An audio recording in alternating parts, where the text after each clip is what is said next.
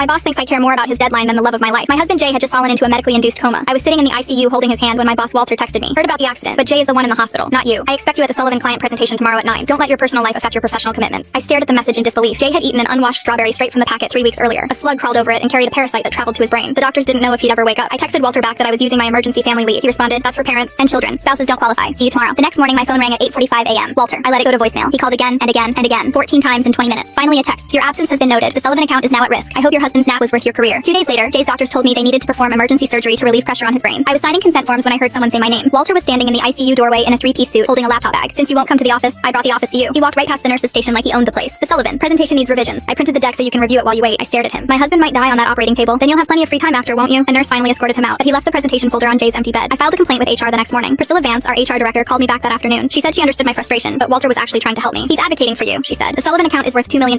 If it falls through because of your absence, the company will have grounds to terminate you. Walter is trying to prevent that." She suggested I work remotely from the hospital. "Jay's in a coma," I said. "It's not like he needs you to be present and conscious, right? You can answer emails while sitting with him. Multitask." I hung up on her. 3 days later, Jay was out of surgery but still unconscious. I hadn't slept more than 2 hours at a time in over a week. I was in the hospital cafeteria getting coffee when I checked my email. There was a message from Walter marked urgent. "Your continued absence has resulted in the loss of the Sullivan account. Per company policy, employees responsible for account losses exceeding 500K are subject to immediate review. HR will be in contact regarding next steps." The next day, I got a termination letter. "Due to extended unauthorized absence and failure to meet critical client obligations, your employment has been terminated effective immediately. Your benefits will end in 48 hours. I was sitting next to my comatose husband, reading that I was about to lose our health insurance. The insurance that was paying for his ICU bed, his brain surgery, his ventilator. I called Priscilla sobbing. "Please, my husband will die without this insurance. Please." She said her hands were tied. The termination was already processed, but she could offer me COBRA continuation at $1,800 a month. "Given your situation, you might also want to look into Medicaid." That night, I couldn't stop shaking. My mother-in-law Sally found me hyperventilating in the hospital bathroom. She sat me down, gave me water, and asked me to tell her everything from the beginning. I showed her every text, every email, every voicemail. She didn't say a word until I finished. Then she picked up her phone and made one call. The next morning, a man in a gray suit showed up at my hospital room. He introduced himself as Douglas Keller, Sally's best friend's husband, employment attorney, exposed 3 Fortune 500 companies for labor violations. I told him my story in 15 minutes. He recorded everything. When I finished, he literally started laughing, clutching his stomach. I used to dream of cases like this. Walter's denial was illegal. The termination was illegal. And cutting your insurance while your husband is on life support? He shook his head. I haven't seen a slam dunk of evidence like this since the Diddy case. By noon, he had filed an emergency injunction to reinstate my insurance. By 3 p.m., he had drafted a lawsuit for wrongful termination, insurance fraud, and intentional infliction of emotional distress. At 4:40, I walked into my office building with Douglas by my side. We went directly to the 3rd floor conference room where Walter was presenting to 12 senior managers. Douglas opened the door without knocking. Walter stopped mid-sentence. "Excuse me, we're in a meeting." He saw me. His face flickered. "Security will escort you out. You don't work here anymore." Douglas walked straight up to Walter and handed him the papers in front of everyone. Walter looked down at the first page. The room went silent. His face went white. He looked at me, then back at the number. $3.2 million.